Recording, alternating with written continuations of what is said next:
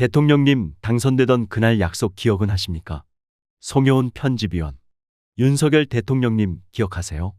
오직 국민만 믿고 오직 국민의 뜻을 따르겠다. 철진한 이념을 멀리하고 국민의 상식에 기반하여 국정을 운영하겠다. 국민을 편 가르지 않고 통합의 정치를 하겠다.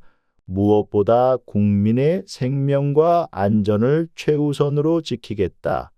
정치적 유불리가 아닌 국민의 이익과 국익을 국정의 기준으로 삼겠다.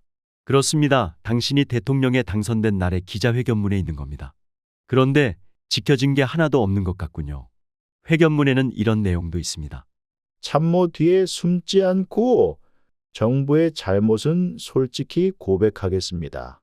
현실적인 어려움은 솔직하게 털어놓고 국민 여러분께 이해를 구하겠습니다. 국민을 속이지 않는 정직한 정부, 국민 앞에 정직한 대통령 되겠습니다. 왜 2년도 더 지난 얘기를 꺼내느냐고요? 곤궁한 처지에 있는 우리의 대통령에게 위기 탈출의 비법을 알려주기 위해서입니다. 지금이야말로 참모 뒤에 숨지 않고 잘못을 솔직하게 고백할 때라는 걸 알려주고 싶어서입니다. 해병대 최수근 상병의 죽음과 관련하여 그만한 일로 사단장을 처벌하면 누가 사단장을 하려고 하겠느냐? 며 경로한 사실이 있는지 정직하게 국민에게 고백해야 합니다. 그날의 여러 정황은 경로가 사실이었음을 가리키고 있습니다. 전시도 아닌 평시에 대민 지원을 나갔다가 병사가 목숨을 잃었는데 그만한 일이라니요. 국민이 궁금한 건 대통령의 입에서 정말 그런 말이 나왔는가 하는 겁니다. 그날 이후의 여러 정황들은 경로가 사실이었고 수사를 축소하라는 외압 의혹도 사실이라고 가리키고 있습니다. 멀쩡하게 일 잘하고 있는 호주 대사를 날리고 외압 의혹의 핵심 피의자이며 출국 금지 상태인 이종섭 전 국방장관을 격에 맞지 않는 호주 대사로 임명한 게 특히 그랬습니다. 런종섭인이 해외 도피성 출국이니 하는 말은 괜히 나온 게 아닙니다. 그것이 허무맹랑한 주장이었다면 민심이 들끓지 않았을 겁니다. 검사들만 머리가 좋은 게 아닙니다. 전 국민이 인터넷으로 무장한 스마트한 세상에는 진짜 머리도 좋고 안광이 지면을 뚫는 통찰의 눈을 가진 고수들이 엄청 많습니다. 겸손해져야 합니다.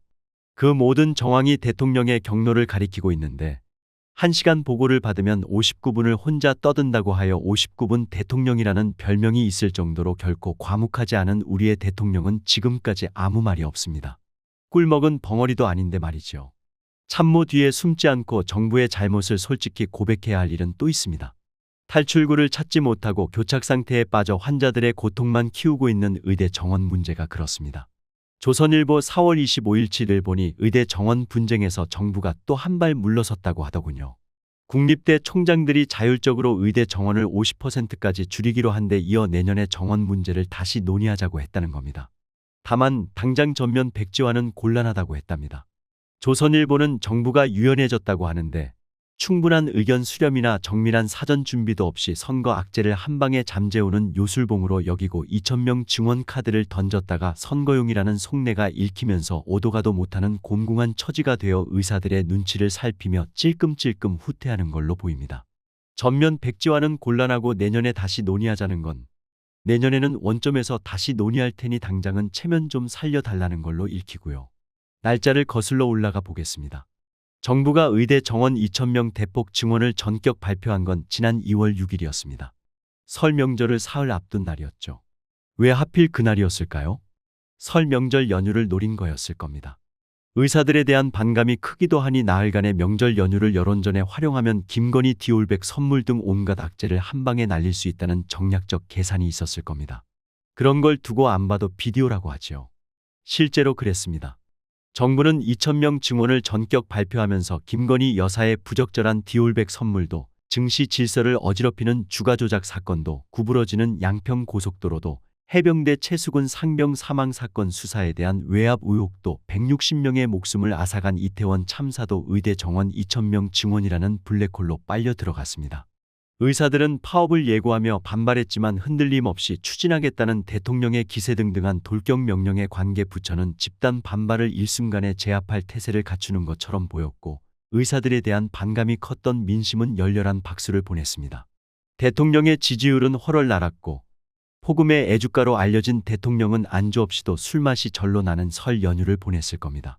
정부가 설 연휴를 사흘 앞두고 의대 정원 2,000명 증원을 발표했을 때 먼저 떠오른 건 조폐공사 파업 유도 사건이었습니다. 1999년일 겁니다. 당시 대검 공안부장이던 진영구 씨가 출입기자들과 폭탄주를 마시다가 조폐공사 파업은 내가 유도했노라 자랑을 했다가 언론 보도를 통해 알려지면서 큰 파문을 일으킨 사건입니다. 그 진영구 씨가 한동훈 전 국민의힘 비대위원장의 장인입니다.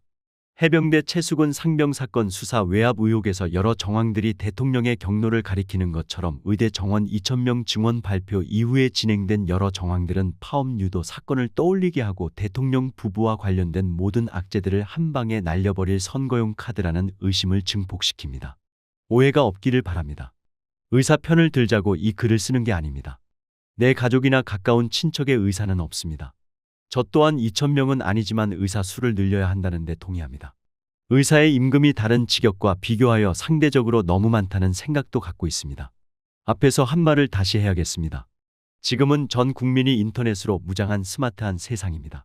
인터넷 세상에는 진짜 머리도 좋고 겹겹이 쌓인 구중궁궐의 담장을 뚫고 대통령의 속마음까지 꿰뚫어보는 통찰의 눈을 가진 고수들도 많습니다. 겸손해져야 합니다. 곤궁한 처지에 놓인 윤석열 대통령에게 고언을 하고자 합니다. 위기에서 탈출하는 유일한 비결은 정직입니다. 참모 뒤에 숨지 않고 정부의 잘못은 솔직히 고백하겠다. 국민을 속이지 않는 정직한 대통령이 되겠다. 대통령 당선증을 받던 날 당신은 그렇게 약속했습니다. 그 약속대로 하십시오. 조선일보 양상훈 주필은 기명 칼럼에서 벼랑 끝에 매달려 있을 때 때로는 손을 놓아버리는 것도 하나의 방법이라고 조언을 하던데 조언이 아니라 윤석열 대통령 때문에 조선일보가 곤궁한 처지에 놓였다는 동업자의 비겁한 푸념으로 들렸습니다. 윤 대통령은 조선일보를 안 본다는 말도 있던데 그렇다면 다행입니다. 조선일보의 훈수에 휘둘리지 말고 초심으로 돌아가십시오. 당선된 날의 약속대로 하십시오. 그리고 그 다음의 일은 민심에 맡기십시오. 군주민수라 했습니다. 국민이 받아주면 그 자리에 있을 것이고 끝내 국민을 속이려 하면 배를 뒤집는 풍랑을 피할 수 없을 겁니다.